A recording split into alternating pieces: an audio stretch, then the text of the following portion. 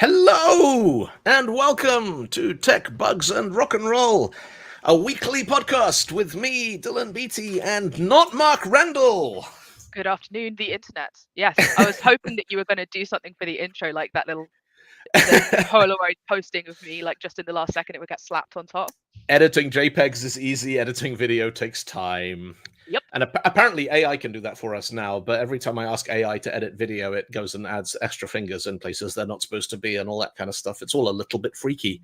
You don't want any spare fingers, just in case something happens. Have a Well, backup finger. I think 8 is probably plenty. So, yeah. Yes, my co-host this week is Eli Holderness, who is Stunt Mark, because Mark is in Zurich doing something for money, and Switzerland is apparently a good place to go because they've got lots of that there. How's it going, Eli? I am doing well. Yeah, you've got me instead of Mark. Instead of this year's London Pub Conf winner, you've got the first loser. I love this. It says first loser on it. My PubConf trophy is somewhere around here somewhere, and it is literally the back half of a horse. It is the PubConf Golden Horse's Ass trophy. Yes, one of those. It's literally, I keep it next to my bed. It's like one of my favorite mementos from Conf. Hello, Joel. Hello, Origami Marie. It solves the half theme song problem. I'm glad to see that solved it. Yes, that as we discussed briefly last week, the problem with live streaming is that it's not actually live. It's a little bit like live, but not immediately live. And so when we hit go live and then we play the music, some people don't get the music. So I said, yes, you know what I'll do? I will go away. I'll take our intro music and I'll put on like 30 seconds of drums and a countdown at the beginning. Did I do that? No, I did not, but that's all right because I found a countdown button. We'll get it done for next time. So Eli, how are things? What you been working on? What's happening in your world? I have been up to my same old. I'm freelancing at the moment, so I get to write some content. I wrote some deeply unhinged things that you can do to the Python runtime for one of my clients, Infobip, this week. If you want an object to text you every single time an object is removed from memory, you shouldn't want this, but if you do, I've written out how to do it. Cool. Yeah. Same old with me. We've got exciting stuff coming down the pipeline for June, which you and I and many of our friends are ramping up for. So we're going to be doing. We're just going to play with audio for a second here. We got Marie says a little more Eli or a little less Dylan. I can certainly do a little less, but I'm a very loud person. I'll just try and talk quietly. I don't want to put my mic any closer because I'll start popping my face. This week's interesting thing is I have two different sets of headphones in my home office studio here. I have normal ones and I have sound isolating ones for playing the drums. And the normal ones stopped working, so I'm wearing the sound isolating studio headphones. Fun and games with tech. You'd think they'd have I'm running fixed all Linux, this so the fact that my audio works at all is an absolute. I've got Pavu control up. I'm looking at all the dials. It's like a spaceship. My first forays into the wonderful world of Linux were compiling Red Hat Linux version 4 from source, because the only way to get it to work with the Sound Blaster AWE64 ISA sound card and load sound fonts was to compile your own kernel. And I was like, yeah, how hard can it be? And what I realized... Well, it worked. I copied the instructions. The fun part was that the computer I was doing this on didn't have internet access. And I only had one computer. This is, so for the younger viewers watching, once upon a time, you didn't have the internet at home. You had the internet at school. And so what I had to do was to download everything I needed and print out the instructions at the labs at university, and then follow the instructions and then go, right, in theory, if I reboot this computer now, it will boot with that kernel I just compiled and I'll be able to do stuff. And if it doesn't, then it's broken, and I don't know why, because Google hasn't been invented yet, and I can only look up error messages on Alta Vista. And it worked. I once bricked a laptop so hard by trying to put Linux on it. It was an HP Pavilion or something. Bricked it so hard that not only could it not connect to Wi-Fi anymore, it forgot about the concept of the internet. I broke like the controller, the internet connector demon.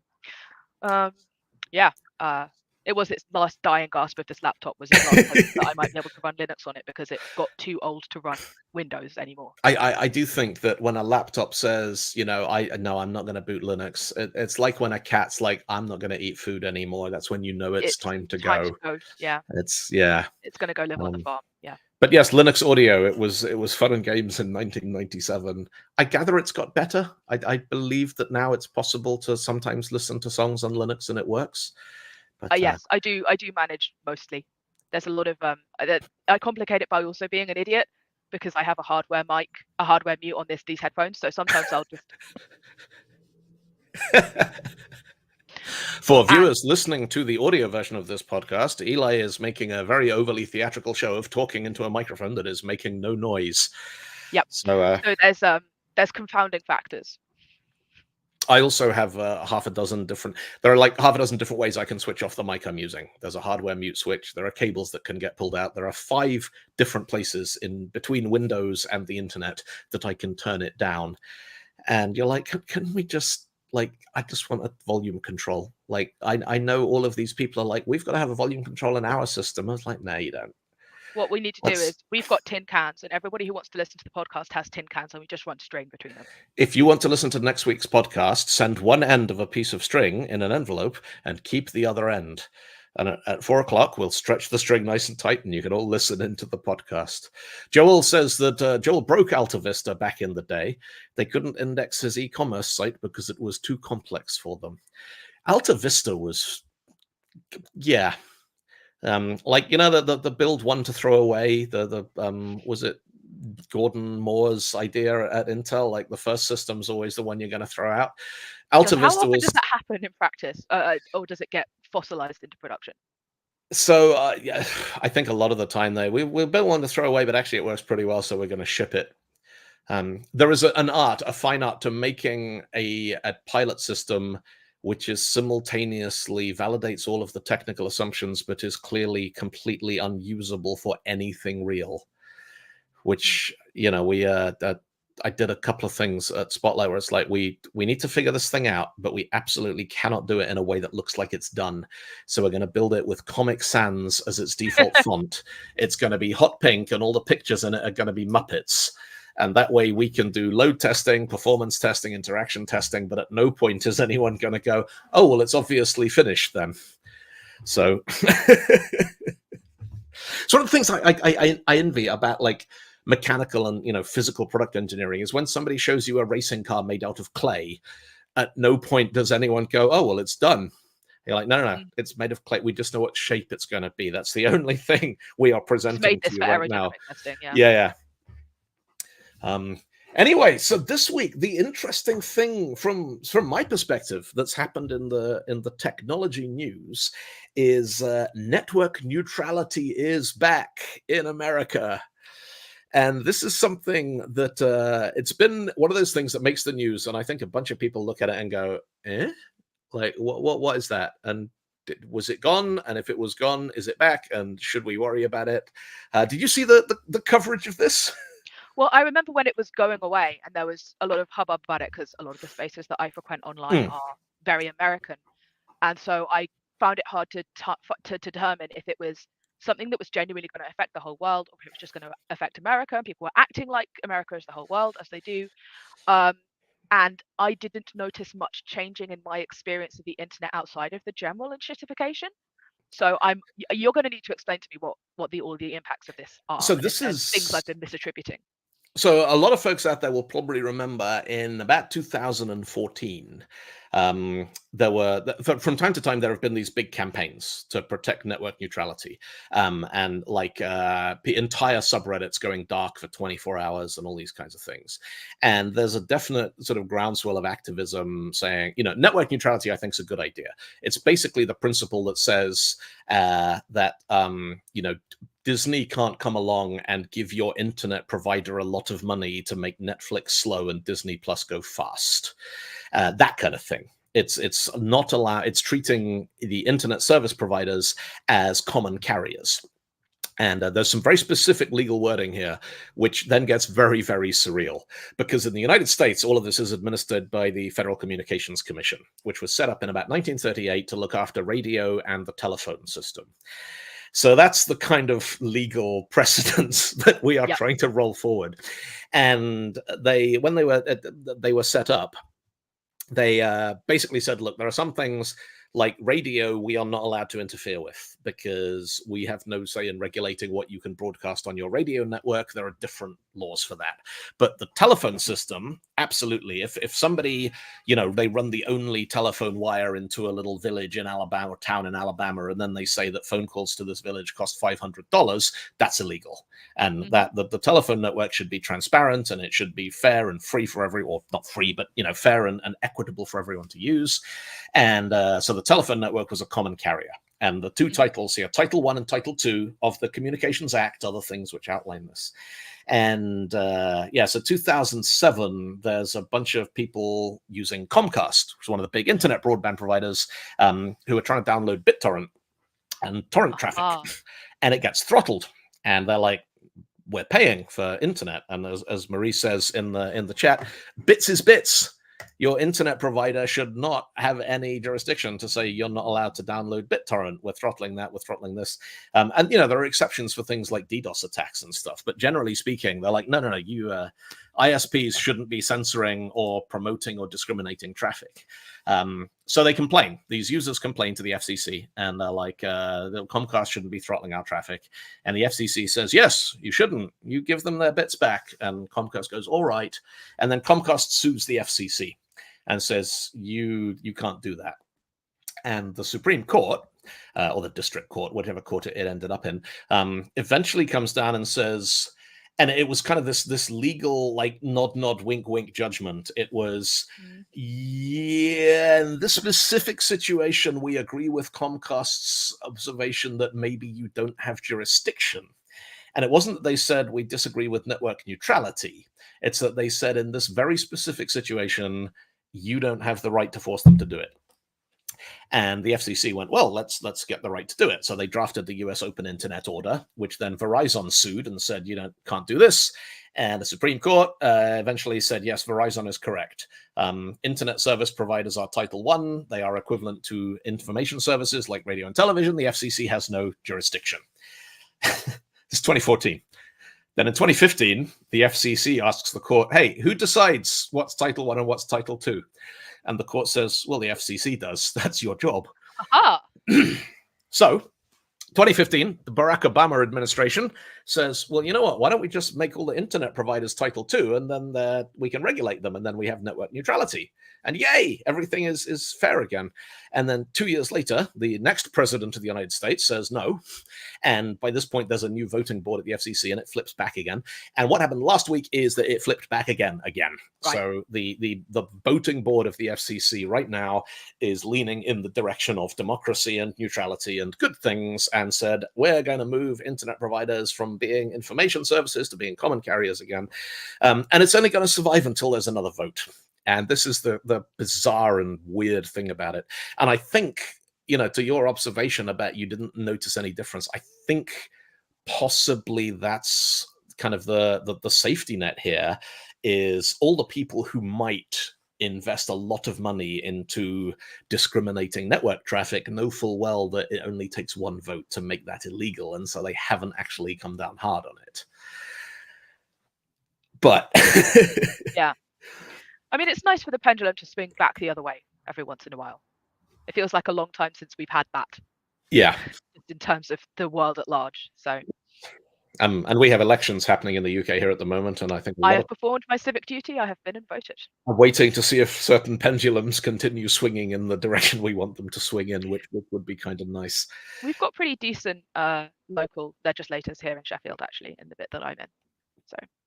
So I was looking, the Conservative Party here are running a candidate for the Mayor of London, and because I hate myself, last night I looked up Susan Hall's thing on Twitter, and it's actually quite reassuring because she keeps tweeting these little things about how she's the right choice and just getting a wall of Londoners going, "No, you're not. You're a liar. We hate you. You can't do that. Go away." The thing is Um, that, like, the people of London actually love Sadiq Khan, and I say this as like a Londoner myself, although I haven't lived there full time for 10 years. Um, he's, he's just a yeah, Londoner. yeah. Yeah. He's got a lot of support. But I mean, one of the things that I'm very conscious of is it's very easy on the internet to find your echo chamber and splash around in it quite happily. Oh And yeah. they don't have it anymore. But when Twitter first launched, it had tweets near me. And you could flip it from the people you were following to the people who were geographically close to you. Like a And sort of next door type situation. Yeah. I used to do that once in a while just to remind me that the Londoners I followed on Twitter were not necessarily Representative. representative of the actual people who lived nearby. But I like London, and I like the people who are here. They're a good bunch. So what else has been happening in the news? Well, I wanted to talk about something we've put on the docket, which is Hmm. this story about an author who has written a book heavily using AI. Yep. Um, and from reading the article about it, it looks like she used ChatGPT to generate text, but then essentially edited it so that, what you and Mark were discussing about peak Hmm. delve and all these sort of AI Yeah. tells. It sounds like she really rewrote a lot of it into her own voice and removed a lot of that sort of, it wasn't just output from ChatGPT. And she did this in part because she has cognitive disabilities and I think some traumatic brain injuries, Hmm. and this is an assistive tool for her. And she, I don't know what exactly the terminology is, but applied for copyright of her book, and the Yep. ruling was interesting.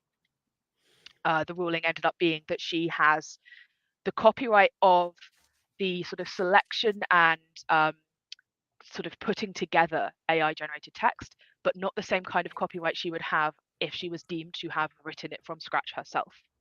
Which, given how the examples that were in the article of how much editing she seems to have done, I'm not sure I fully agree with, but I'm not sure what the correct thing is. Yeah. I mean, this kind of reminds me of something that we've talked about on the show before, which is copywriting musical composition. Mm. Because there are only so many notes.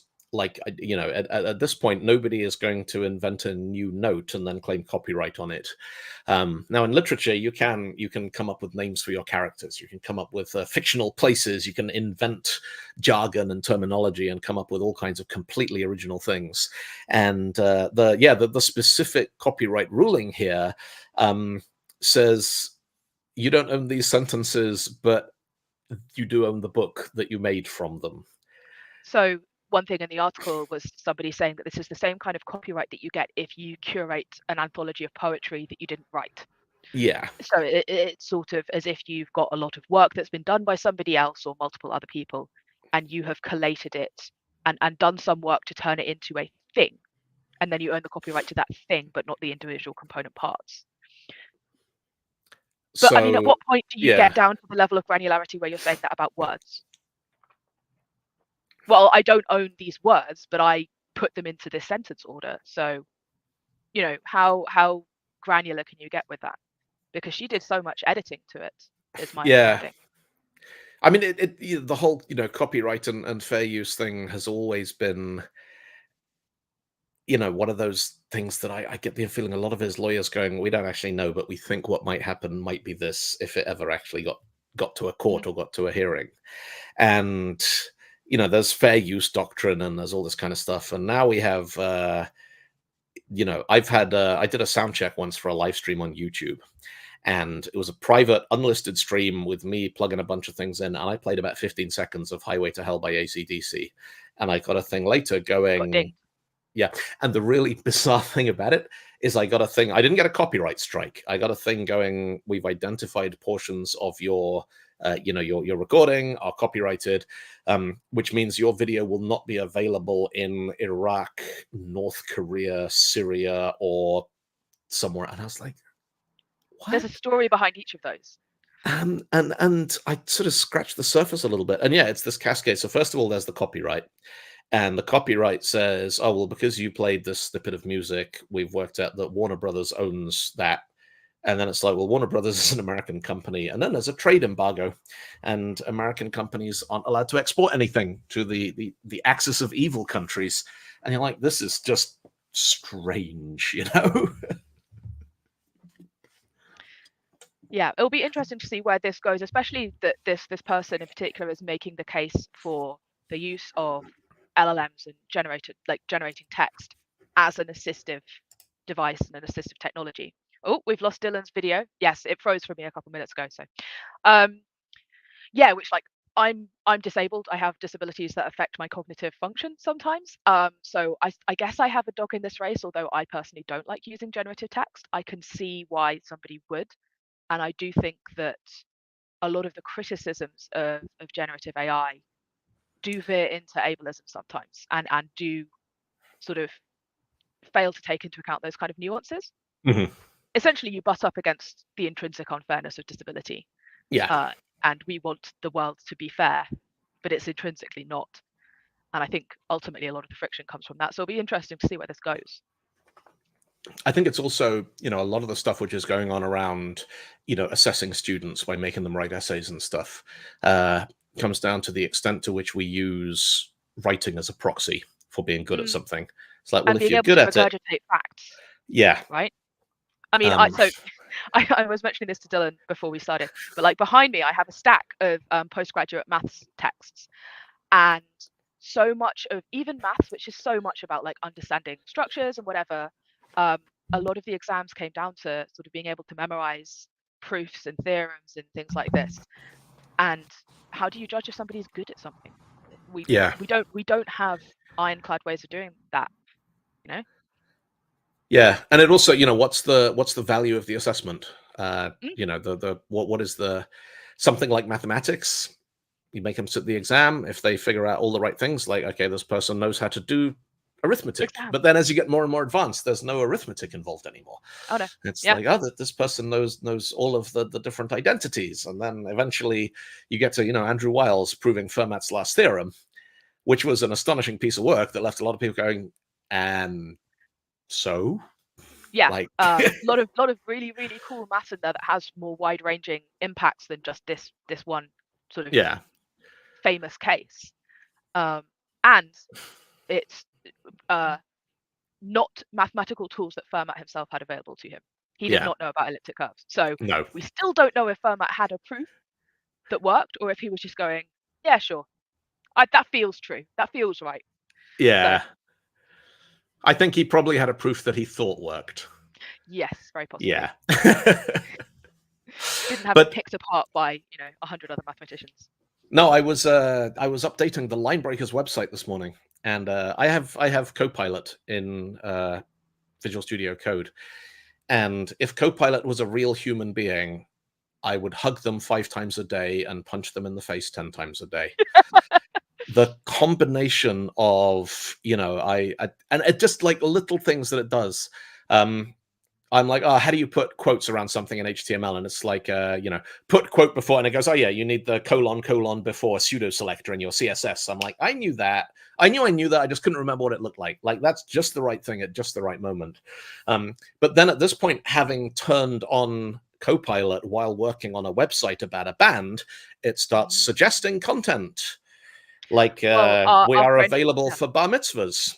And I don't know if we're available for bar mitzvahs. It's never come up.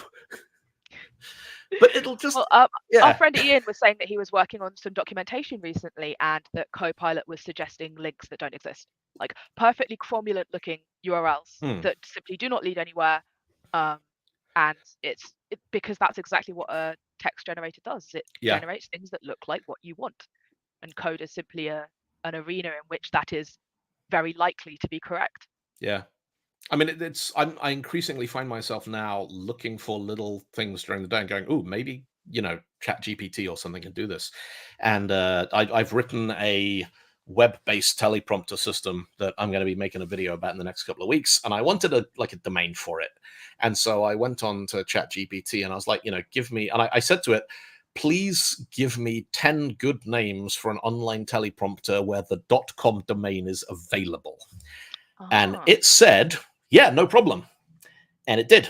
and 3 or 4 of them were already registered, and at least one is actually the website of a competing product that is established. And You know where they got their name from, right?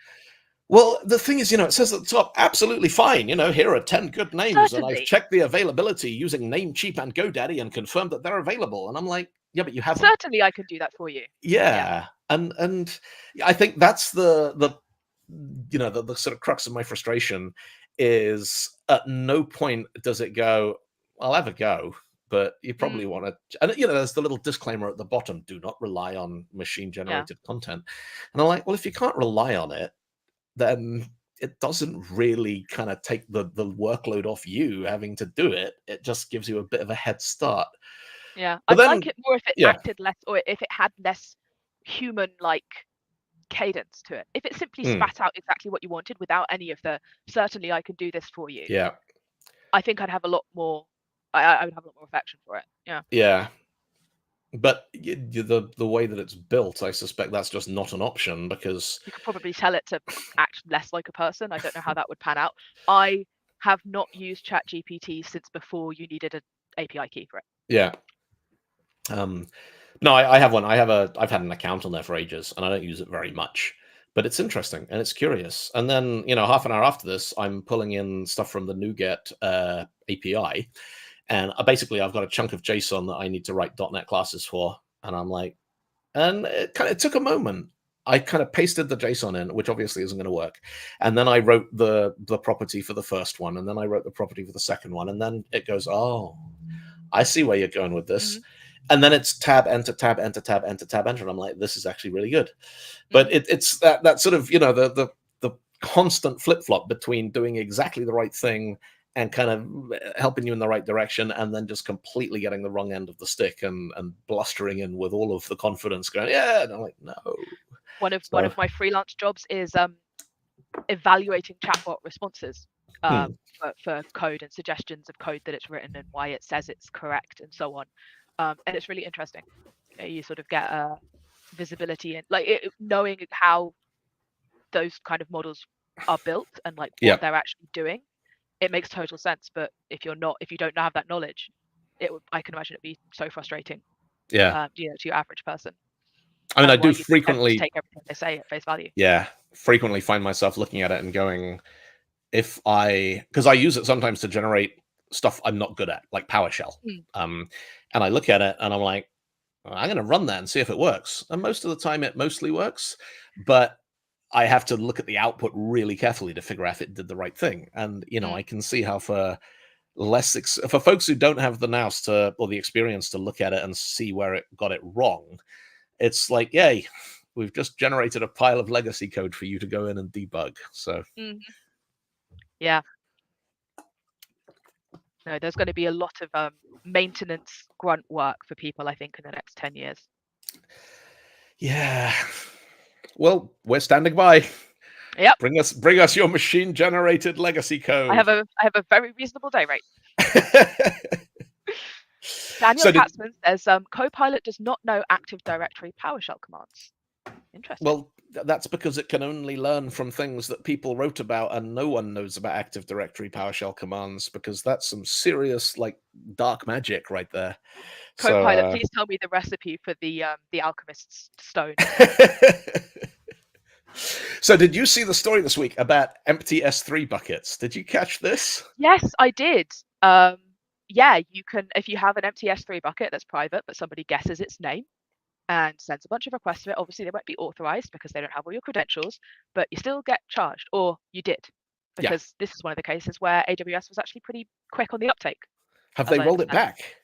I Or know there they has been an official response from somebody, and that Corey Quinn okay. was pleasantly surprised by the speed of the response. So this was I always find these things interesting. I remember first setting up S3 buckets and going, kind of, I just choose a name, and that name is then on the internet. Mm, And this always kind of, bakes my noodle. Like when you set up resources in Azure, which I do a lot because I do workshops where we build Azure things from scratch. And I'm mm. like, pick a name. And of course, the students will copy what I put in my example. And you have to pick a different name. That's my name. Like that text box there gives me the exclusive right to that name over the entire internet for all human beings. Think You got about to name think of a different collisions. one. I Yeah. have a very funny, only tangentially related aside, name collisions. I saw an exchange, some screenshots of an exchange on Instagram where somebody says, "I've just got married, and you have the name that my married name is on Instagram. Will you sell it to me?" And the person says, "That's against the Instagram like terms and conditions. Sorry, I can't. Hey, name buddy though." And then the newly married person starts to get really arsy and like being like, "I'm going to sue you. I don't believe that you have the same name as me. I've reported you for having a fake name." um, because she really, really wants that Instagram handle, I guess. But yeah, you can't have that name. That's my name. So names is an interesting thing. For many years, I worked at a company called Spotlight, which is a platform for professional actors. And when you're an actor, your name is your brand. And there are numerous cases of actors changing their names and having stage names and all kinds of complicated stuff around that. And the bizarre situation in this country for a long time is that the authority on which names were allowed was Mm. equity. And so if you wanted your name, you had to register your name with equity. And people go to equity and say, well, which names are available? Now, equity is a trade union, and trade union membership lists are protected. And so they found themselves, and the whole, theatrical industry found itself in this bizarre situation Yeah, where there is a top secret list of names. that And they the have to only check way against. to find out if the name you want is on it is to ask them. And they say, yes, you can't have that one. And you're like, okay. So you'd think of a different one and you'd ask them again. They're like, you can't have that one either. To the point where they would start suggesting middle initials that might be allowed. Mm. And so, To be fair, it's very hard to enumerate all names that aren't currently in that list because it is a countably infinite set. it is. But, what people said is, can you just give us the list of names and we'll pick one that's not in it? No, can't have And they that. were like, we can't do that because we're Mm. not allowed to show you all of the professionals who are part of our trade union. Mm. And one of the fun things that I built at Spotlight was name search, because there's an old algorithm called Soundex. And Soundex was supposed to be like if you're on the phone to somebody on your IBM mainframe and they say that their name is Jeff. There's a lot of different ways to spell Jeff in English. And so Soundex was designed that whatever you typed, it would find similar pronunciations. And Soundex doesn't work very well. It costs the net. You get way too many false positives. So we built a thing called Octophone, which Mm. was there's a better version of Soundex called Metaphone.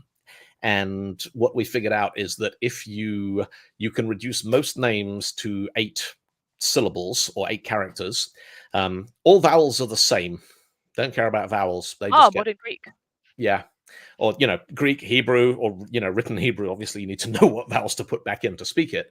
But yeah, and basically we worked out that you can, and it was really interesting. It was almost like fingerprinting, because certain characters like B and P were like, we'll flatten those. That the difference between the B and P doesn't matter. So all the voiced versus unvoiced phonemes got flattened. All vowels got flattened to just a schwa sound. And that very rapidly, if you have more than 2 or 3 characters in a name, that quickly gives you, well, here are all the people whose names sound like the name you gave us. And as you add middle names and surnames, and we got into things like, Van Morrison, Van is actually his first name, but Eddie Van Halen, Van is like a diminutive and part of his middle name, so that's a difference. So how do you split names and all this kind of stuff? We got to do a special episode of this podcast where you talk about that with my spouse and Mark's kid, the linguists of Yeah. the extended tech bugs and rock and roll universe. Yeah. And yeah, it was fun. So Danny's got a really interesting comment just popped up. Is the nightmare of managing SSO when HR demand that people get to change their usernames when they change, like getting married. And this, I mean, marriage is one of those interesting examples of properly like object-oriented programming. Because I can't remember. It wasn't Alan Kay. I don't think it was somebody kind of in that space saying, the whole idea like a customer with a name that has a getter and a setter. No, that's not how this is supposed to work at all. A customer is a person who can have a mistake corrected, or they can get married, or they can change their name by deed poll, or they can get divorced. People don't just you don't just change a name by going, oh, name is different now. In the And UK, legally, you do. yes, you do, but then you put a thing in your code saying change name in UK because they fancied it. At the very least, you should be able to change what is displayed to the user trivially. Maurice This is says, something I that, got divorced and the company I worked for refused to update my username. and if it was a Yeah, bad that's divorce, you do not want that bad. name showing up. Yeah.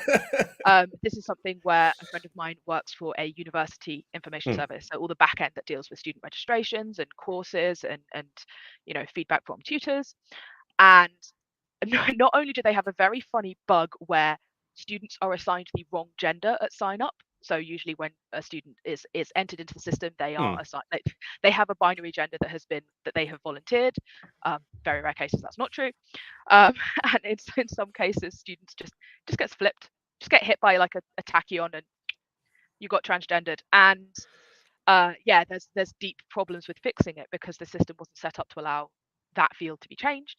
And there are similar bugs with students changing their names, and even though there is a preferred name field, that not being the one that actually gets ever presented, and it's always the sort of like underlying primary key name. Yeah. Yeah, design good data systems, basically. Just be better. Just do it better. I mean, Spotlight's database, when it was first built, was reverse engineered from printed books, and the mechanical logistics of book publishing meant that all the male actors were in Spotlight Actors, which came out in summer, and all the female actors were in Spotlight Actresses, which came out in winter. And so F&M became the main discriminator on the primary key of every single person in that database. And I had left that company by the time they started adding more flexibility around gender identity. And to this day, I have no idea how they did it. I mean, it's not but like they the did. acting industry is full of like queer people and transgender people or anything, right? Right? It's not known for being, a particularly attractive industry to people. Yeah. Yeah, names are hard. Yes, I have Yeah. no plans ever to legally change my name. My spouse changed theirs when we got married, and I was like, yes, I don't have to. Thanks for taking one for the team. And yeah, as long as it doesn't have the same name as somebody else's S3 bucket, otherwise people can repeatedly throw requests at it, and you can get into trouble with that. Yeah, so, I think the resolution. I forget, it was just a tweet that somebody quote tweeted the original sort of complaint, the original story of this. It was somebody from fairly high up in Amazon. His name is Jeff. Don't remember more details than that. Said, yeah, this is bad and we'll fix it. Essentially, was my understanding. So, a pretty quick turnaround from Amazon in the best possible way. Yeah. Good. I mean, the circumstances of this one coming to light, for folks who haven't seen the news, it turned out that the person who discovered it picked a bucket name that didn't exist, but it was the default in some piece of open source software. So there's some, and they wouldn't identify it for, I think pretty obvious reasons, but there's this product floating around, or this software, thing floating around that loads of people are using, and they're running it all the time, and it's just constantly trying to put stuff in a bucket that doesn't exist. And at one point they made their bucket world writable for 30 seconds, and they got 10 gigs of data of other people's data. And I mean, there are a whole bunch of lessons in this, but how many of the entities from which that data originated do you think are SOC 2 certified? I have no idea. Probably a shockingly high number. Yeah, it would be and they could have just like, what, this bucket is world readable and world writable. And I've switched my phone off and gone to the pub. You kids have fun. Melt it down. So Danny says, I love this.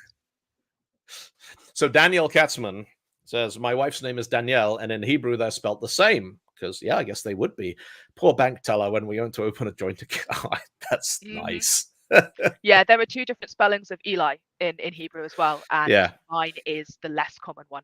Mine is the one that's not the first element of names like Elijah and Elisha. And I always forget which way round it is, but I've got the weird one.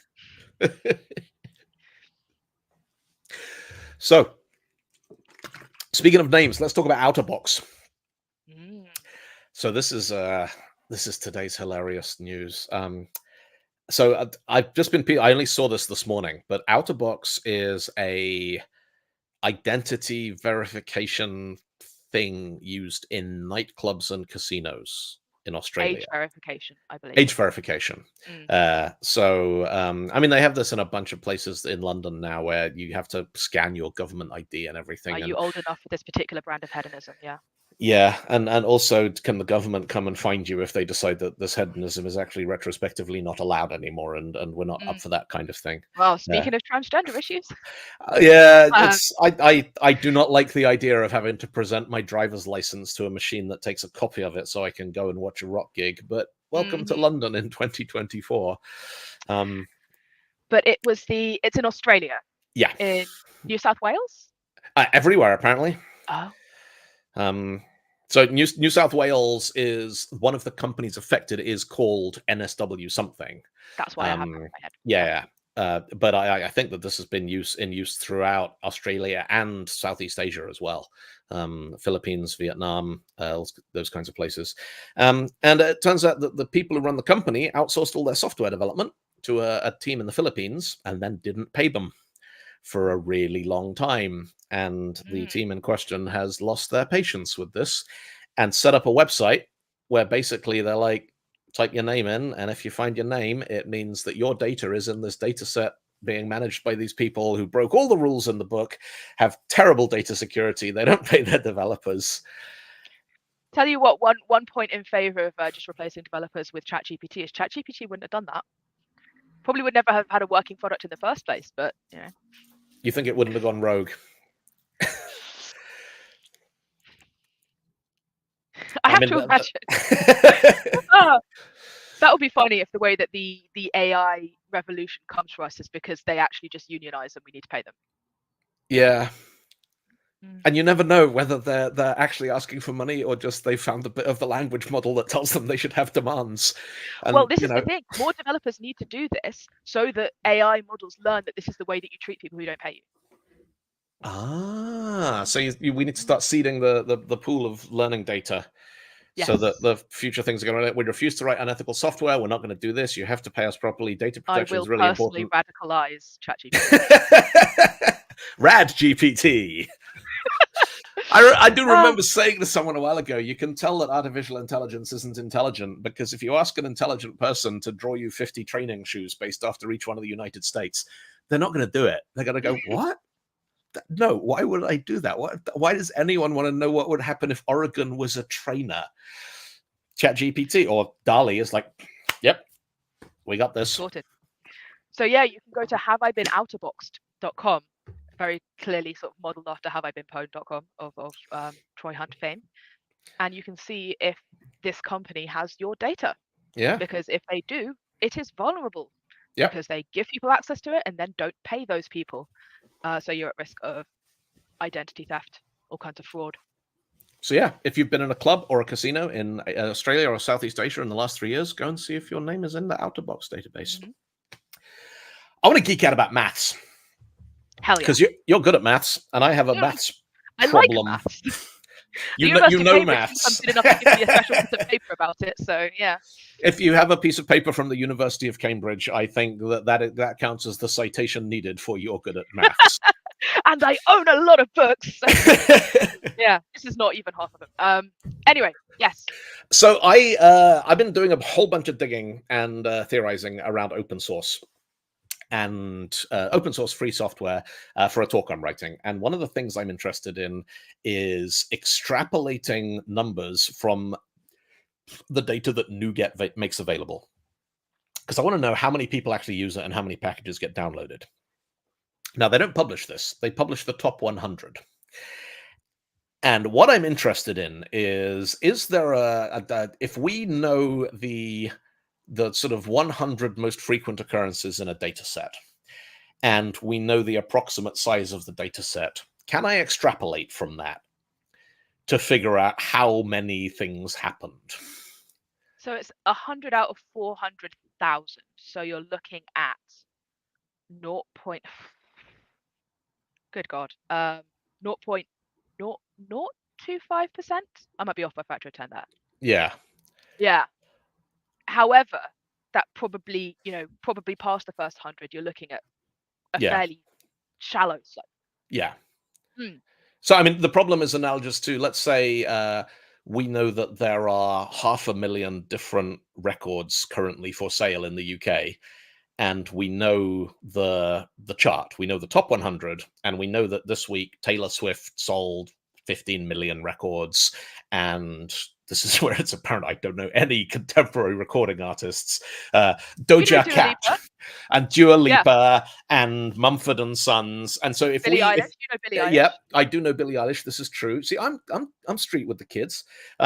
If we know how many, like, and we know that those sort of sales figures, can we extrapolate from that based on the fact we know how many records there are and come up with a reasonable number for how many total records got sold in that market in a certain time period? I reckon you could come up with a range of, like, you know, I'm 95% confident that it was within Yeah. these two numbers. What I don't have a good gut feeling for is how close you could get those two numbers. Mm. That's actually genuinely sounds like a pretty good use for something like ChatGPT, where you feed it in and say, give me a bunch of potential well-fitting curves Yeah. that are exponential and have these kind of properties that you have good reason to suspect the data set conforms to, Yeah. and then look at what it gives you, see if they're reasonable, and then look at the numbers that then implies. And this is integration, right? Like if I got a curve and I want to know how many total things are underneath the Yes. curve, Yeah, that's integration. it finally came in useful. No, it's fascinating. You know, the whole there's been some very, very high profile things. We talked a couple of weeks ago about Redis switching their licensing, and the I think, you know, the overwhelming lesson of streaming media, like, you know, Disney Plus and Netflix and all that kind of stuff, is people will pay for. People also get mad when, so let's say I've bought a movie on Amazon Prime, Yeah. and then Amazon Prime said, we don't want to host this anymore. And despite the fact that you paid for eternal access to this, Yeah. indefinite access to this, you can no longer access this. Mm. So we've also got to a point where what is put forward as ownership is not really ownership in the sense of, you know, when I was growing up and you had VHS tapes Yeah. and you owned the machine and you owned the tape and you could watch it until it got all grainy. I mean, even some physical media, so your Blu-ray or whatever that you've got your Yeah. PS4 game on, will be encrypted with some key that the PS4 needs to go online to retrieve. So even though Really? you own the physical, yeah, I'll dig up a source for this, but it's something I read the other day. So even the physical media that you own is gated behind something which is transient in that Yeah. sense, which you have no guarantee will last forever. So it's interesting because we're getting to a stage where there's no ownership of these Yeah. things. And that's actually one of the things that I'm sort of trying to dig into this a little bit, is the idea of, you know, what is ownership? What do we understand ownership to be? I talk Of about infinitely bricks. duplicable, things Yeah. that can be infinitely Yeah. duplicated. Yeah, what does it mean Um, to own it? and so I literally printed out the GNU public license, and I sat and I went through the whole thing and tried to figure out what all these little clauses in it mean. And, you know, it's the fascinating thing about that is what it actually says is nobody ever gives up their copyright. If you contribute code to a GPL project, you don't sign it over to anybody. You can, but you don't have to. And this means that anybody who has contributed, there was a lawsuit in Germany in 2006 where somebody who had contributed, a guy called Harold Welter, had written some networking code that was in the Linux kernel. Mm. Not a lot, I don't believe, but enough that he could point to it and go, this is my code, I contributed it, therefore I am one of the copyright holders of this work. And D-Link was selling a network attached storage device that ran on Linux, and they hadn't like, published the give me a source code cut. for it.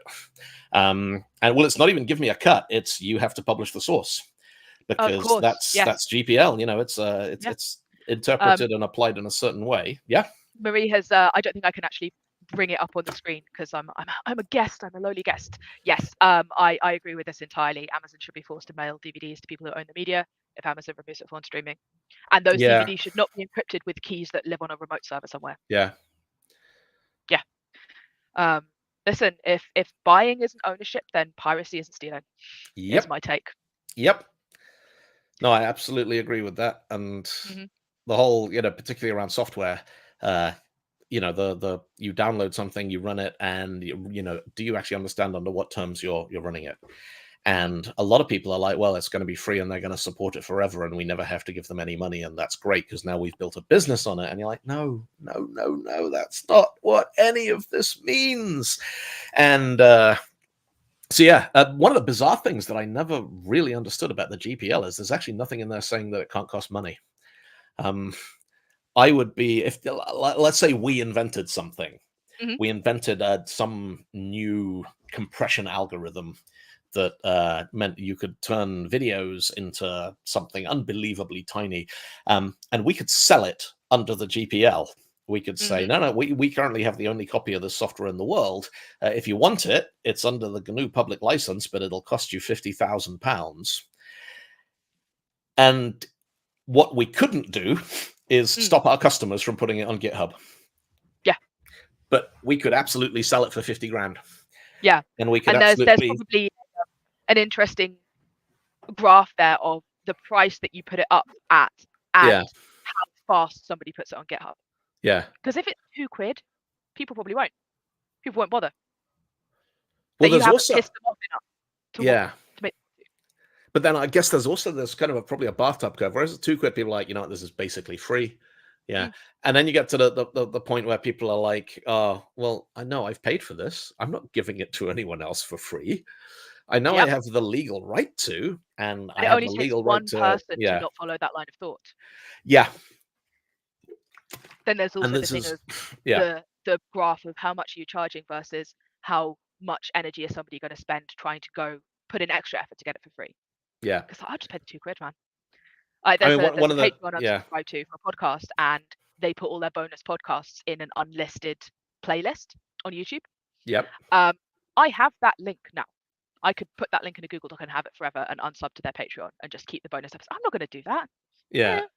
You know, it's So Dave says many commercial licenses are deliberately obtuse, so you don't know what rights you're giving away. One of the big things I like about most of the open source and such licenses is brevity and clarity. So I didn't realize till yesterday the Berkeley Systems distribution license has 4 different flavors.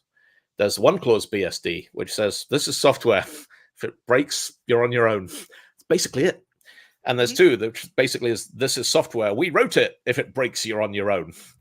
And there's this is software, we wrote it, you've got to tell people we wrote it, and if it breaks, you're on your own.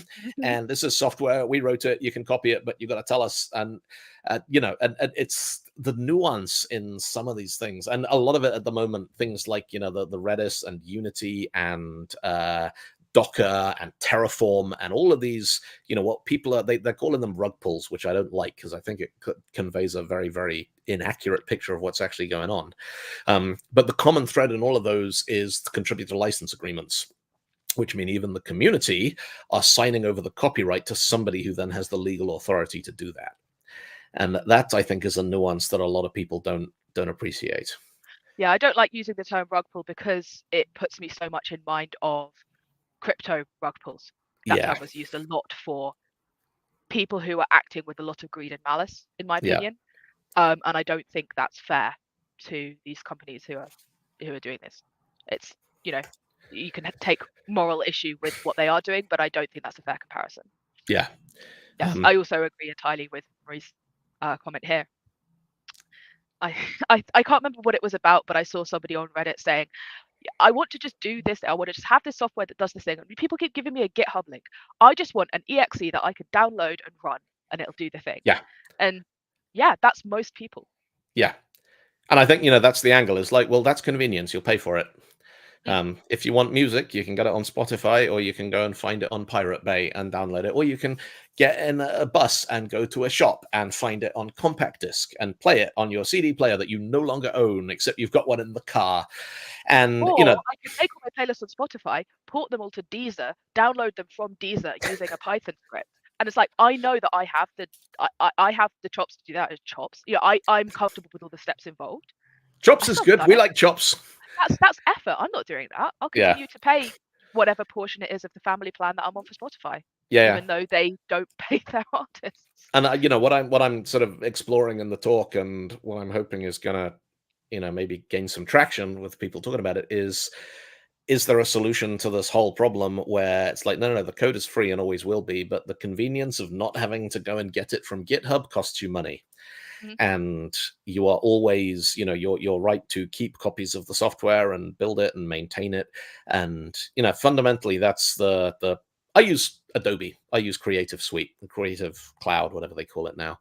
If Adobe turn around tomorrow and go, you know what, it's £600 a day now, I'm like, well, either I give you £600 a day or I can never open any of my video projects ever again. Mm. And there's no way around that. And there are people out there going, well, you shouldn't be using Adobe software. I was like, I don't want to make That's music not a videos useful using the GIMP. argument at that point in time. That's not You that's know, not a productive yeah. line to take. And there You are, should just have acted differently in the past then. yeah, and there are the sort of hardliners. Richard Stallman is famously like, I will not stay in any hotel that asks me for a credit card, and I will not travel on any form of transport that asks me for identification. I'm like, all right, you do you. That is a perfectly, potentially coherent stance to take. Yes. I will not be doing that. Yes. Yeah. So yeah, and that's fun. And yeah, I've spent the last couple of days going, how legitimately can I extrapolate from incomplete data sets the stuff that is available on NuGet.org? And I think it's gonna be, yeah, I like the idea about asking ChatGPT to find fit lines for a data set. That's Actually, the Excel hard can stuff do that that. computers are good at. Yeah. There's probably way better tools for the task. Yeah. But I'm not a statistician and I don't know them. Yeah. Find a data scientist. I mean, it is, you take a look at it, you're like, that's just an exponential decay curve. That's fine. Newtonsoft JSON's got like 171 million, and then Serilog's got 50 million, and then it drops off real fast after that. Yeah. So, yeah, Newtonsoft JSON is the Taylor Swift of .NET package management. Yeah, so it's probably something with a fairly small exponent and a fairly big constant on the front or something. Yeah. So before we wrap up, relative to what, I don't know. Let's tell folks what we're going to be doing in Norway, because this is gearing up to be fun. Yes. Oh my God, we've given ourselves responsibilities and commitments. Yes. So we're going to be at NDC in Oslo in June. I should check the actual dates of this. It's the 10th to the 14th. It's the 10th to the 14th. I'm glad somebody remembers and the main conference days are the 12th to the 14th. So the 12th, 13th, 14th of June, we're going to be in Oslo. We're going to be at NDC. Now, that's not your only conference that week, is it? Nope. I will be in Amsterdam on the Tuesday giving the same talk. So same talk twice in a week. And then I fly from Amsterdam on the Tuesday evening to be in Oslo for NDC Oslo. And I missed something very cool on the Tuesday evening, which I'm sad about. So I wonder, so we are... I still don't quite believe this is going to happen, but apparently Linebreakers is making music videos like a proper band. I want you to post my Twitter profile picture. I want to just be like hovering around. I want you to like just Photoshop me. I think it would be funny to have a version of the video that has that. Obviously, it's not the one that can go up on YouTube or whatever. But yeah, I can't be there because I'm too in demand as an international jet-setting speaker, and I didn't realize we were going to be doing this when I agreed to. Well, none of us did. No. This was this is a violation of the first rule of PubConf, which is what happens at PubConf stays at PubConf. But it turns out that if what happens at PubConf is a conversation about, hey, we should do a music video shoot in Norway, the rules do not apply, and that actually happens. And I am as surprised as anybody. Technically, it was in the same. It was on the premises. Mm. Yeah, so this is what happens at PubConf as a geographical interpretation of "at" in this context. Sure. And we need the linguists again. But I'll be PubConfing again this summer. I'm PubConfing in Kansas City. Yeah. I've done PubConf in KC. It's excellent. Yes, our good friend Lemon is going to be running it, and I'm very excited. Oh, but cool. Before that, Oslo. Yes. So the music video is not the only thing that the Linebreakers are doing that week. We are going to be... So we get Wednesday off. All we have to do on Wednesday is conference talks and dinner and rehearsal. And then on Thursday, we're playing the NDC Spectrum after party, which is going to be awesome because we get to play. And then we get to chill out and watch Love Shack, who are the Norwegian 80s covers party band. And then on Friday, we're doing a free gig. And this is kind of a big deal because it's the first time we've ever taken Linebreakers and put it in front of normal human beings who aren't software developers. You can take the Linebreakers out of the conference, but you can't take the conference out of the Linebreakers. And I'm genuinely curious. Because so Brugata is this live music and craft beer venue in downtown Oslo, and they're basically like, yeah. I like Dave's point here. Maybe just adopt Chatham House rules for post-pub comedy. You can talk about what happened, but no identities. Yes, 5 to 6 members of the band, the Line Breakers, but not saying who. But actually, I'm not sure how many of us there'll be. It might be more than that. There will be 7 of us at the NDC thing, I think. Yes. Because Alex Dunn is going to be there as well. So Yeah. line breakers, we don't know how many there are. And people come up sometimes and go, "Can I be a line breaker?" And I'm like, "That's a weird question, considering how this works." I did think that, I did. yeah, I know. I It's came up basically to you what and all of you did. At no yeah. point in my life have I ever gone to somebody and went, actually, I think Heather, we said, "Do you want to get up and sing a couple of songs with us?" But that was when it was just straight covers at a show. And then we were like, "Wow, this is fun. Let's get more people." But And now you've got like, yeah, a whole group of people who are like, I think I could write this song into a Line Breaker song.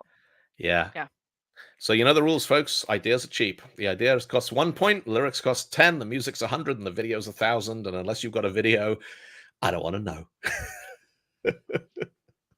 So yes, anyone who's going to be in Oslo, come to Brugata on Friday night, and it's going to be fun. And you not only get to watch us rocking out and doing all of our songs because we got to play for as long as we want, we might get randoms walking in off the street and Which will be going, so fun. "This is fun. What is this?" Yeah, and we may even have figured out a way to sell T-shirts, which is exciting. So A while ago, a couple of jobs ago, while at my first NDC London, I met you and I said, "Hey, could you use a French horn player in your band?" And you were like, "Sure, why not?" I messaged my then bosses because I was like, I'm at my first like big conference with like photo of the Line Breakers being like, "Be right back. I'm going to run away and join this band, and that's what I'm going to do." Fast forward like 3 years. This is what and the band lasted longer than the job. Oh yeah. Yeah. It's funny how that happens. But yeah, June, it's going to be awesome. It's going to be jam-packed. I am looking forward to it more than I can express. Yeah. It's going to be fun. Right. On that note, I need to go and write a talk because if I'm not doing a talk, I have no reason to be there except the band and Well, all the other stuff. Are you other workshopping stuff. in Oslo? Yeah, You're I will be doing 2 days of how to build websites. Actually, I need to figure out the spin on this. It's a workshop that I've done a couple of times, and honestly, what I'm going to do is I'm going to turn day one into a video and be like, "Look, watch this. This is where we start. If you don't know this stuff, watch this video," because then we get to go into the gritty stuff. Because the stuff around Aspire and Open Telemetry that's coming out with the .NET Web Stack at the moment is so cool, and it's kind of advanced in the sense that it's not a lot of people know about it because it's relatively new, but it's you need not a thing to do it with. Yeah. You need to have already done the workshop where you build a thing in order to have a telemetry to even look at. So I think that for me has been the tipping point with Aspire is suddenly you don't need it gives you insights into simple systems, which are better than what you had before, but also you start developing familiarity with the tool. And at that point, you may as well start wiring in instrumentation for OpenTel, for OTel with it. And then when you do start having multiple distributed systems and long-running requests and all that kind of stuff, it's very, very easy to plug the rest of the bits in. Yeah. Yeah. You don't have this huge daunting task. It's like, actually, I already know what this looks like and I have an idea of how much effort it's going to take to do. But it's no, the way I kick this off, I'm like, look, .NET new website. Okay, now let's talk about all the reasons why that doesn't do enough. It's that Hello World. Is Hello World tested? No, it is not. Does Hello World have code formatting conventions? No, it does not. Does Hello World have the correct set of packages? And no, it does not. We'll fix all that. And then we start building stuff. And I think at this one, it's like, does Hello World have open telemetry? No, it does not. Well, let's fix that now so that it becomes easy. So yeah, that'll be fun. So when NDC starts doing week-long workshops, you'll be ready. I could just be like, everyone turn up on day one and we're going to start building stuff. And at some point, if you feel like you've learned enough, you can leave and you don't have to pay anymore. And yeah, I'd be happy for that. But yes, the realities of logistics mean you get 2 days to pack in as much as you can. And then I got to go and shoot a music video. That'll be fun. Yeah, I love that you are like everyone except me is going to be shooting a music video on Tuesday night, having just run 2 days of workshops. And I did this in London. I ran a workshop with our friend Martin, and I felt like my brain was a sponge that had been wrung out too many times, forced through a sieve, and then run over. and then that's the state in which you're going to be for. So I am relying on one very, very important principle, which is that I do It's not fun. believe you require any brain power to shoot a music video. We've got Magnus from the NDC video crew doing all the actual work. He's going to tell us where to stand, and all we have to do is mime along to our own music and look cool doing it. All the brain power happens up front before you actually get to the day off.